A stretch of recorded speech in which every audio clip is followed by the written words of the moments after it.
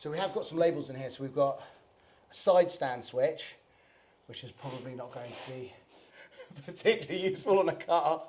Swagger down the street with your red lips and funky beat. You better hold your head up to the sky.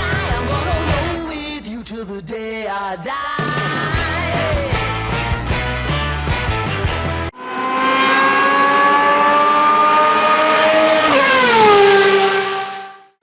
Hi and welcome to Sam's Garage. As you'll see next to me is the car that I've been kind of keeping under wraps for a few weeks.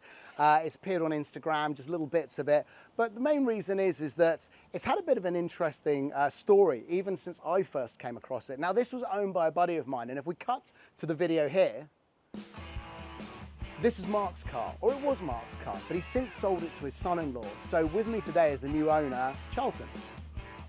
Hey, buddy. What's up, dude? How's it going? How's it going? Right.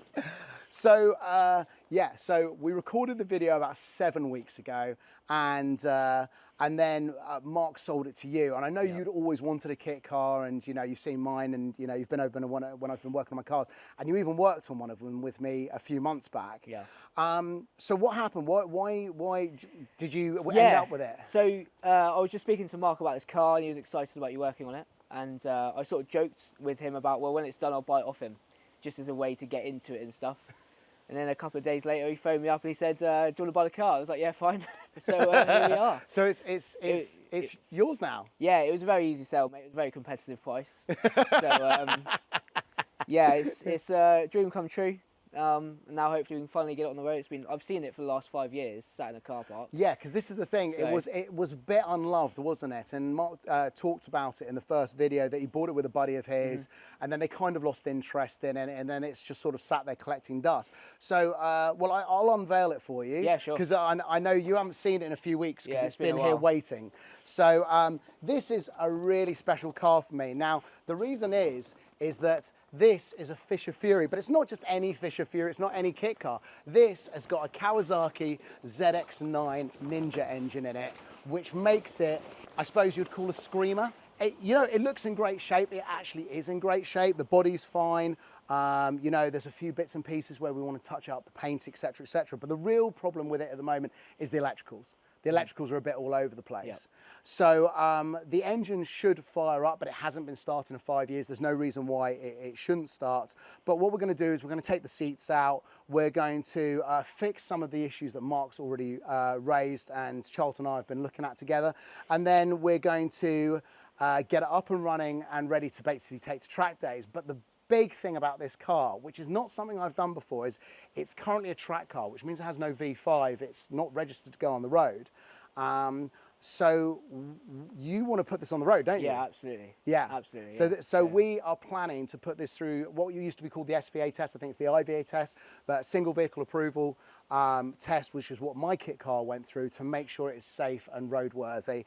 And that's the plan with this car, isn't it? Looking forward to it. Should we get it in the garage? Let's do it. Okay. That is really pretty. Huh? It's such a pretty car, It's a pretty isn't car, it? isn't it? Right.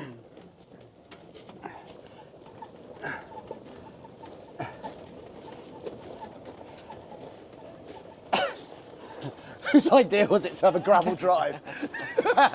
Silly, really, isn't it?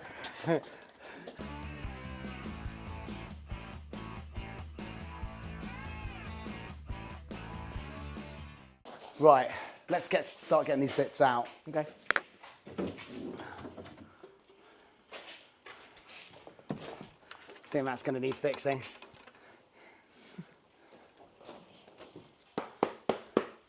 That disgusting Kawasaki manual that had rotted away over the years. Still usable. Yeah, right. Still usable. Well, let's get the bonnet off because we know we can do that. Ready? Yeah, it's pretty soft. Hang on a sec, let me just make sure the wiring's all off. There we go. I think we can come up with something better than that. Hopefully. I mean, you're about my height, so you probably have the same problem with me. There's the cars are made for people who are about 6 foot. Yeah. And then we have to sit on kiddie chairs. Yeah, I've got a spare booster seat from Alfie, actually. I reckon I could put it in there. So it's my first time, excuse the microphone, This t-shirt's not strong enough to hold it without me looking ridiculous, which I already do, but I'm too hot to care. Yeah, basically, what we're going to do is we are going to have a quick look underneath the car to see what's what. I believe the design is the same as mine, where you get a single aluminium sheet for most of it. No, it's actually slightly different.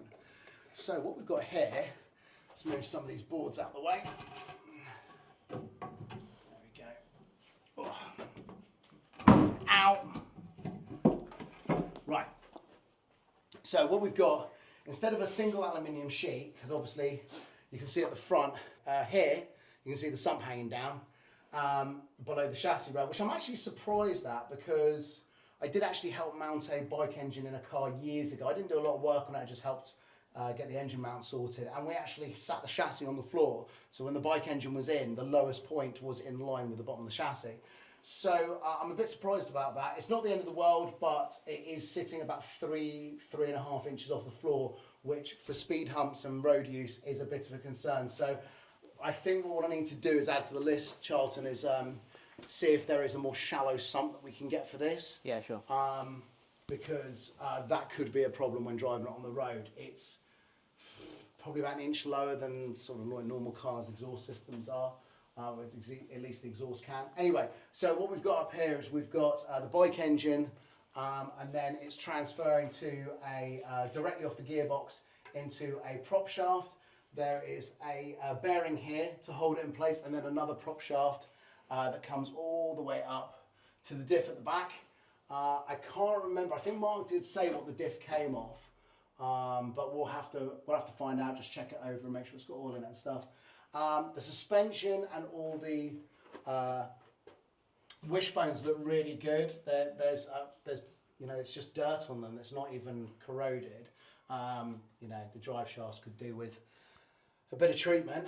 So at this point we had to take out the seats, but unfortunately the riv nuts were just being such a pain, so one of us had to go down into the pit, grab it with a set of pliers, and then the other one had to take it out from above. So there's a reason, this seat's got 2 bolt holes in it here through the seat. There's a reason I don't do this. First of all, it's fiberglass.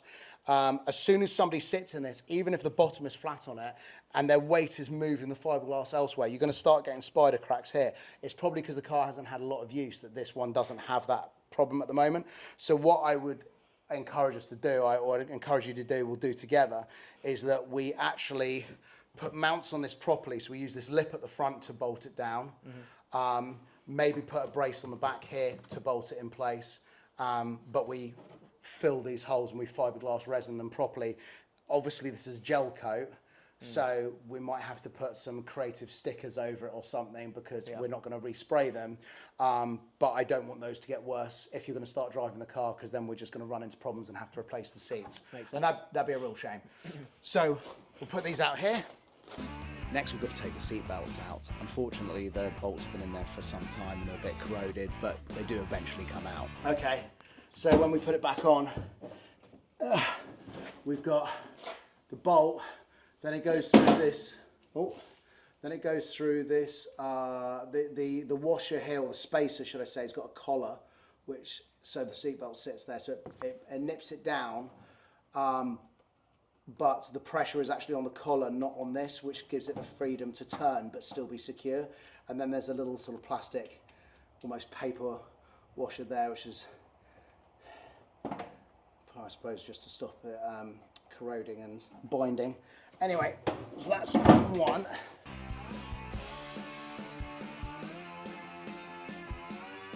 Same deal as before, bolt, collar, and seat belt, and a little paper washer.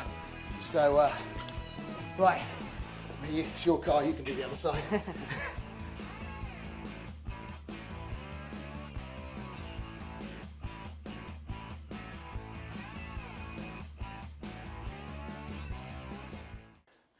We have got, obviously, the engine with its intake, a load of wiring that is a little bit all over the place, and we're just going to sort of trace it through and work out what some of these ones that are hanging out are doing. Apart from that, everything looks very solid. We kind of had a look round. Yeah, there is some surface rust on top of the suspension. There's a bit of surface rust on the chassis. But there's nothing really here of any concern that couldn't just be brushed down and then sort of repainted. I don't think we're going to take the whole car apart and powder coat it at this stage. But in some ways, this car is even more simple than the one I've just worked on my one. I think what we'll do is we'll give the car a hoover out, clear out all this rubbish so we can sit in it without getting covered in spiders. I know you're not a big fan. Okay. And then let's start tracing these electricals. So let's get on it.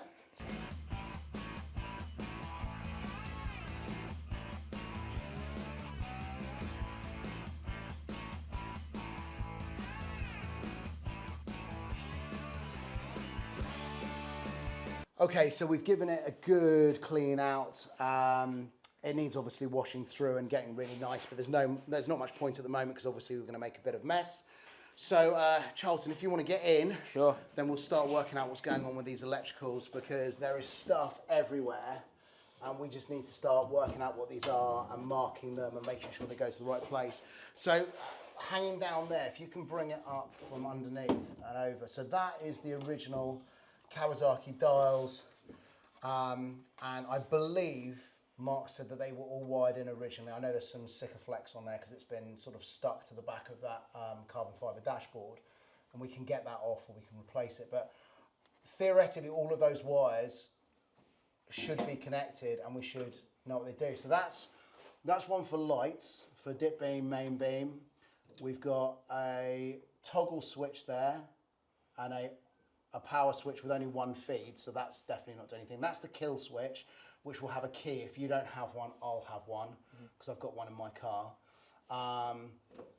And then there's a few other wires. What's that one there you're holding? So that's a switch. Fuel pump. Okay, so we've got a fuel pump one, and that's got a label on it. So there are definitely labels in here. What's that toggle switch? That's for the fan, but it's quite corroded. So we could probably do with swapping that out. That's not actually a switch. I think that's a horn, because if you push it, it shouldn't click on. No. Yeah, so I think that's a horn. Unless that's the starter and the motorbike you just. Yeah, you're right. It could be the starter. I mean, it should still have a horn somewhere, and it's definitely not on the Momo steering wheel. Maybe that's what. Could be those. No, that's something else. Okay, so we need to work out what's not connected. So we're probably worth unbinding all the cables and then rebinding them again at the end when we've actually worked it all out. So we've got a side stand switch here, so we can actually start labeling these cables and making a rudimentary sort of wiring diagram. I'm sure there is one for this. We've got this old sort of Haynes manual that's falling apart.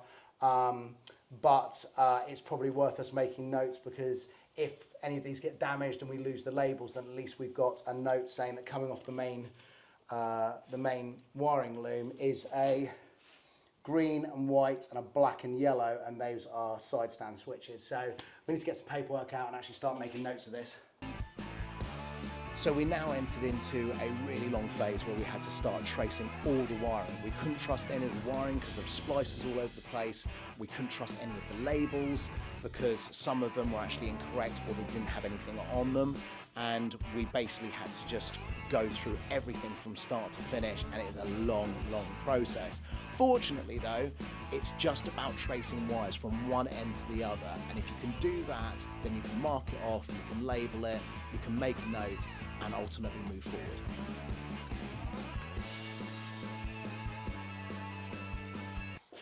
So we're now taking the airbox off so that we can actually get a better view of the wiring. So that's the first bit. So if you take the lid off, inside here is where we've got the air filter, and then obviously the throttle bodies as well. The great thing is when we're looking inside, if you can just see in there, these all look super, super clean. There's no scoring, anything like that. I mean, there really shouldn't be, but they look really, really good. So yeah, that gives us a lot more confidence that we're going to be able to get it started. So if we take that off as well, and now we're into the engine, and now we can see kind of everything. There's only one bit that's making me nervous at the moment, and it's this thing. It's a very, very long wire that not only is spliced into part of the loom, it must be some sort of light or switch. So this disgusting thing, which you probably saw in the video we touched on right at the beginning when Mark and I are going around the car, has been sat in the car for 5 years getting wet and stuff. It absolutely stinks. But it's all we've got at the moment. We haven't actually had a chance to go and get one. So I'm going to look in here and see if I can find, without being sick, I'm going to look in here and see if I can find a wiring diagram and work out what that cable is. So basically more tracing our way through the cables to find out where it was going to, what it was going to do, but because we couldn't get the engine running, and at this point we hadn't got any of the lights working on the dashboard, it was really difficult to know what it was. The wiring was a complete mess, and it was just a long, frustrating process. But in the end, we actually found out that this was the kill switch. On a motorbike, on the handlebars, you actually have a button that stops the engine. So this was going to be the thing that we had to then connect up to a switch at some point and ultimately be able to stop the engine when it was running.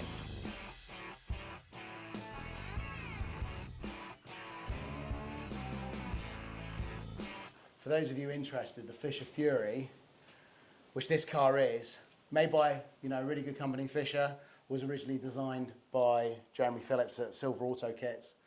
So it was originally the Silver Fury, and obviously is now, and has been for a very long time, produced by Fisher, and they've done an amazing job of it.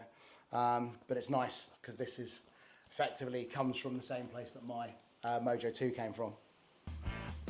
So this is where it gets a little disheartening. See, the thing is, we know we're making progress, we're moving in the right direction, but it's just taking so long. We've been working on it for 5 hours at this point, and it's nearly midnight, and we're just so shattered. But you have to push through. We know we can do it. It's not that it's complicated, it just takes time, and we've got to get it right. Otherwise, we're going to be going back through our work again, and we'd much rather just get it right once. We've got the indicators, although they don't flash, we know we can turn the indicators on. We still haven't got power to the dashboard. Other than the indicator light. Other than the indicator, yeah, so the indicator lights up on the dashboard, and we get the indicators on but not flashing. However, we can't get the dials to turn on, we can't get any light to them, we can't see what the mileage is, etc, etc. So there's a lot more work to do than we thought, and yeah, I think we're just going to have to get stuck into it, but I think for tonight we're a bit done. So let's call it a night, and we'll see you guys in the next episode. Cheers.